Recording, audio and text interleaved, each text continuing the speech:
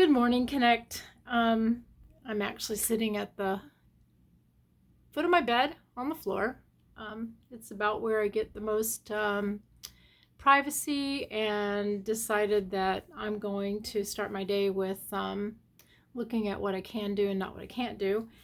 And there's a story that I'm going to try and read for how I'm starting my day today. It's called The Greater Good, and it's not by Chuck Swindol. Chuck Swindol found the story and he put it in a book of his called Great Attitudes.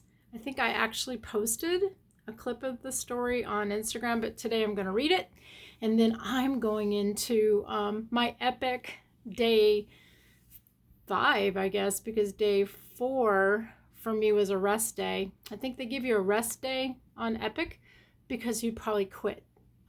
At least your first week, you'd quit if you didn't have that. So today we're starting Epic with a great attitude. And this story is called The Greater Good. Again, during his days as president, Thomas Jefferson and a group of companions were traveling across the country on horseback.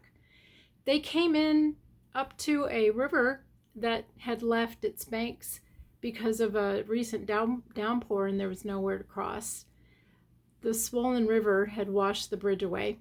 Each rider was forced to ford the river on horseback, fighting for his life against the rapid currents. Each rider was threatened with the real possibility of death, which caused a traveler who was not part of the group to step aside and watch. After several had plunged in and made it to the other side, the stranger asked President Jefferson if he would carry him across the river. The president agreed without hesitation.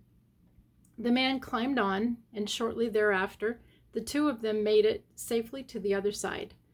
As the stranger slid off the back of the horse onto dry ground, one in the group asked him, "Tell me, why did you select the president to ask this favor?" The man was shocked, admitting that he had no idea that it was the president who had helped him. And he said, "All I know," he said, "is that on some of your faces was written the answer no, and on some of the faces were written the answer yes. And on his face, he had a yes face." So I love the yes face. I love that. And I hope you do too. And that we will go into our day, no matter how hard our